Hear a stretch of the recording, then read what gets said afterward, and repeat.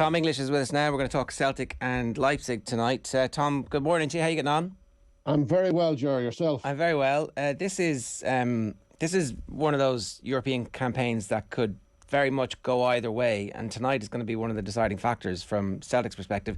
The initial start, the Real Madrid game, is like, incredible, all the hype, the end-to-end, the loads of chances, and then a bit of cold hard reality, and then a lot of cold hard reality.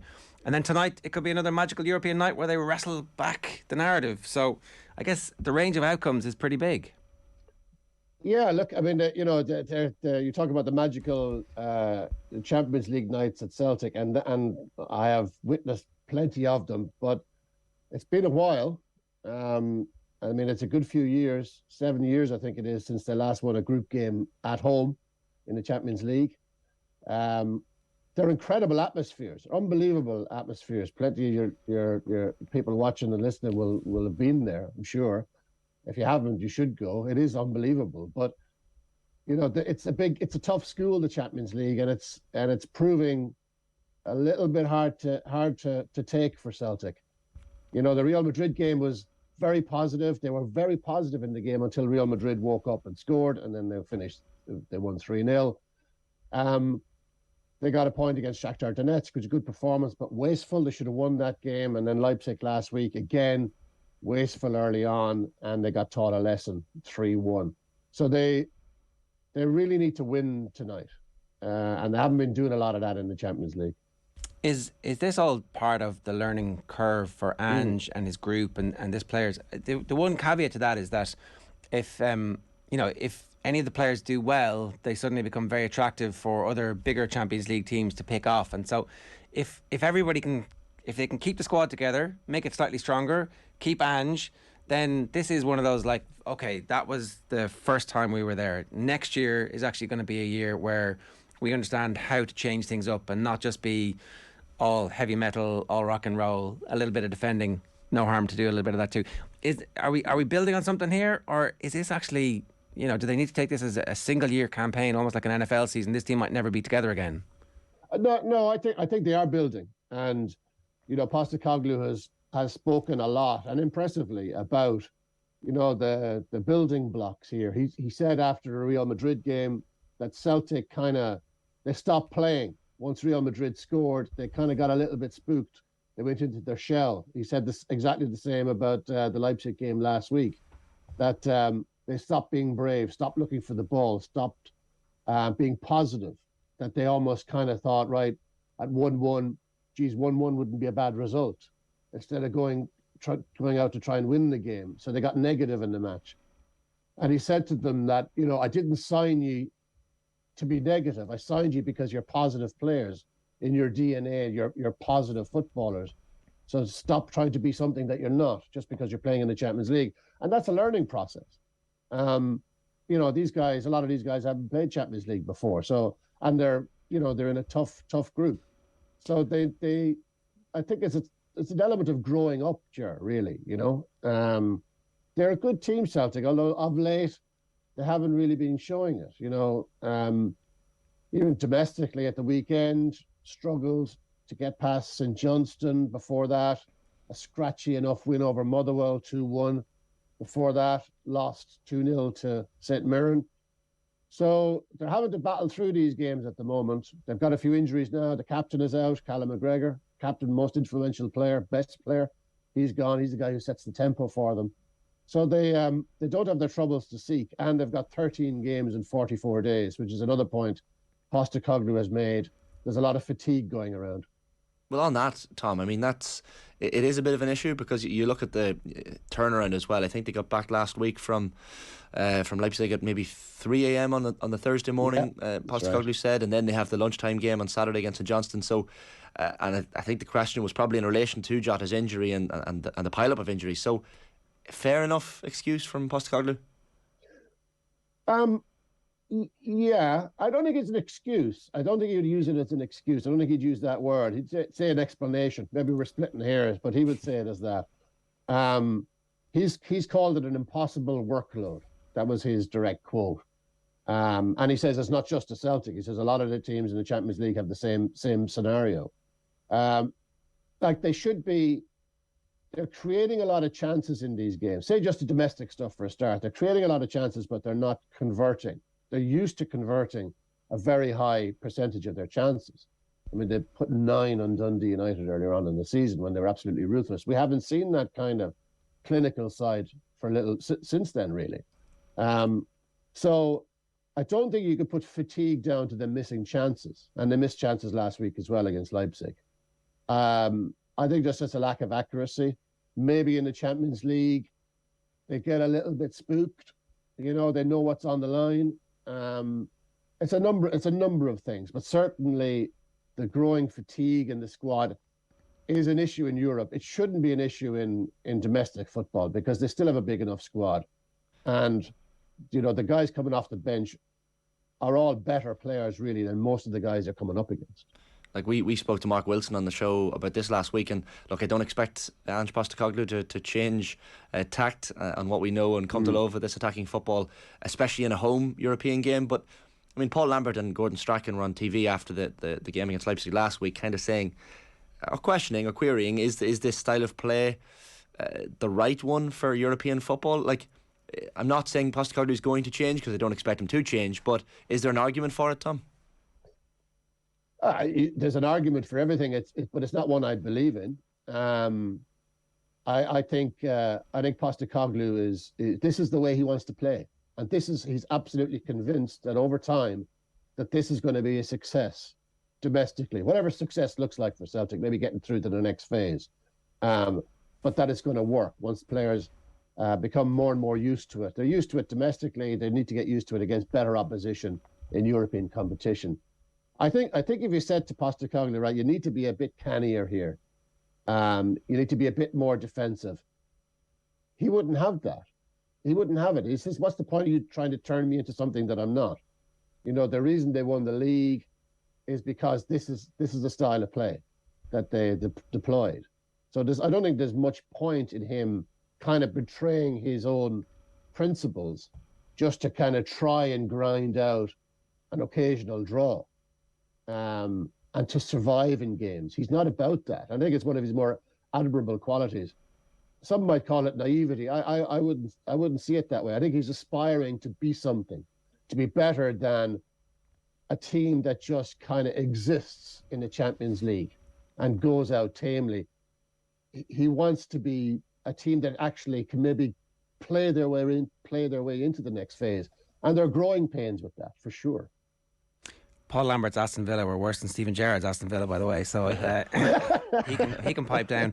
I totally agree with you though, like, because it's the type of thing that forges this bond with the fans, and then surely the players really love playing in it as well. And if you get, you know, it's going to help with recruitment. People are going to be excited by the fact that I am going to be trusted to take risks, and if a mistake happens, I'm not going to be thrown under the bus.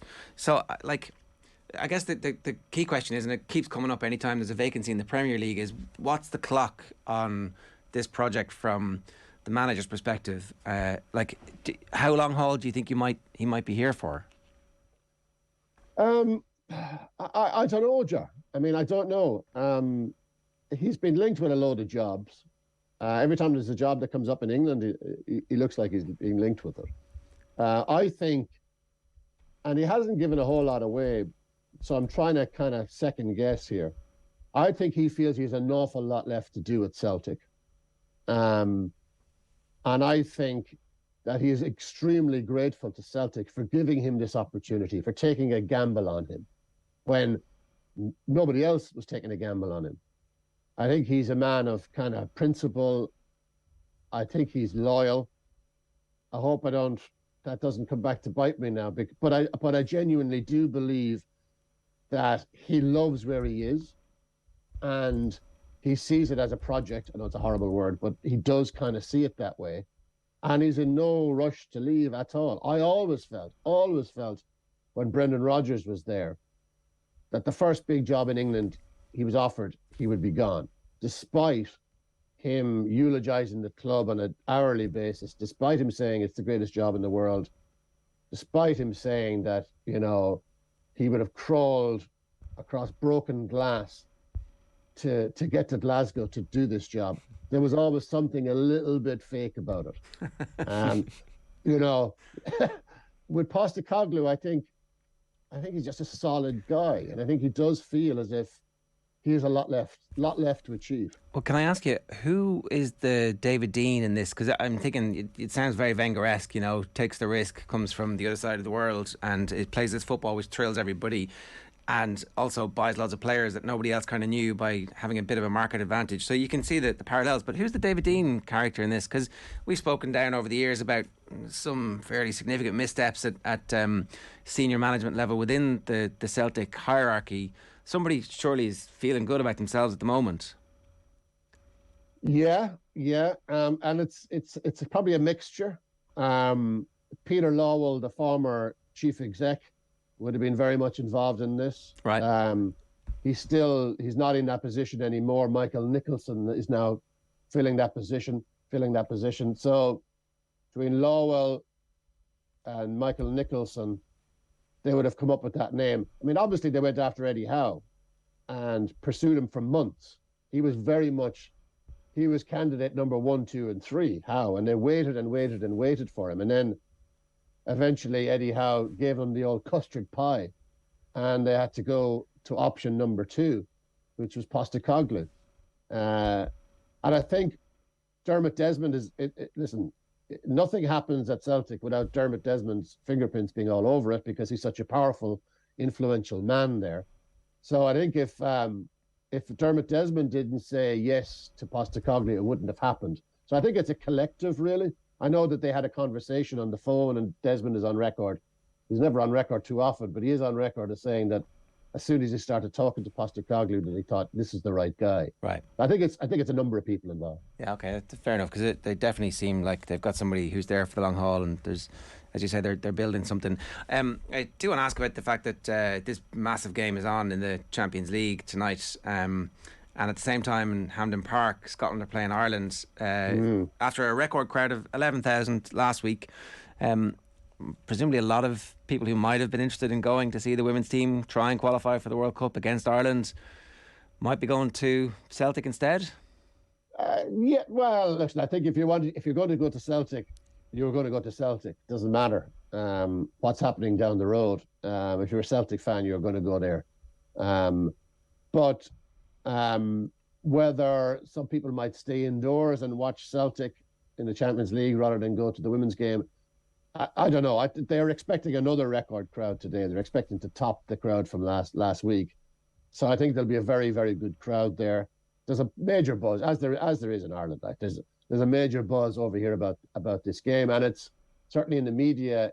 It's going 50-50. It's going toe to toe with the Celtic game and the Rangers game tomorrow night against Liverpool in terms of coverage. All right, that's interesting, because we weren't sure exactly if it had kind of crossed over, because here it's the lead story in loads of the back pages, and it's certainly and it has been really since they were in camp last week, and you know, everybody's talking about the fact that this is the potential breakout moment. It's also, I guess, a potential breakout moment for Scotland, who seem to have got their house in order over the last couple of years as well. Yeah, absolutely. You know, they qualified for the last World Cup, 2 narrow defeats and a draw.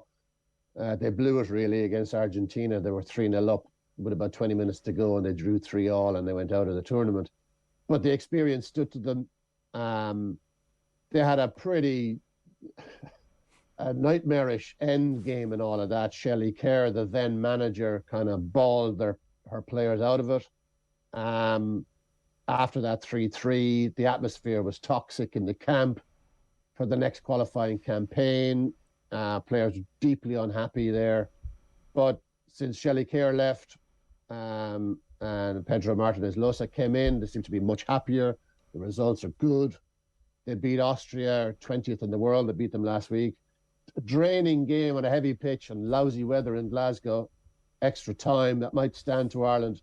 Will be a lot fresher tonight. But as someone, I mean, I spoke to one of the Scotland players the other night. I said, look, adrenaline will get us through this. Yeah, we had to play 120 minutes the other night in lousy weather, and Ireland are fresh. But, you know, when the prize is so big, the kind of energy will always be there. I suppose I'm only half looking for a John O'Mahony Fancy Dan's thing here, Tom, when asking you this, but we were talking earlier about the fact that Scotland are the bookies' favourites, and quite heavy favourites. You're talking Ireland at 7-2 in some places for tonight's game. Are they really 7-2? Wow! Like, is that confidence coming across? Is there anything you can tell us from the Scottish media of the coverage that Vera Pauw can stick on the dressing room wall? Oh no, I don't think. I'm afraid there's nothing that I have seen. There's no arrogance. There's no overconfidence. I think I spoke to one former Scotland player, a 70 capper, at the weekend, and she said, if she was to have her last pound on it, she'd probably go Scotland, but it would be very, very tight. A huge respect for the Ireland team, unbeaten in the last 6. They got a draw against Sweden, one of the top teams, obviously, in the world. So on that form line, you think, wow, okay, Ireland are in serious danger here. Austria, Scotland beat Austria last week. Austria are higher in the rankings than Ireland, if the rankings mean anything. So the form guide is kind of all over the place. I'm amazed 7-2. That is incredible. That is, and I think everyone in Scotland would go, wow, there's no way this is a 7-2 match. There's no way Ireland are 7-2. I think I was a margin, because of home advantage, marginally Scotland, but only marginally. Yeah, it kind of feels that way, and it feels like a lot of, especially when you reach the level of prize that is on offer for a team to win this game. Like, it's going to be very unlikely that one team is going to hammer the other. Tom, enjoy the game. Great stuff. Thanks a million. Cheers, lads. Take care. That's Tom English giving us a view from Scotland this morning about two big games happening simultaneously. We're obviously going to talk about both of them on the show tomorrow.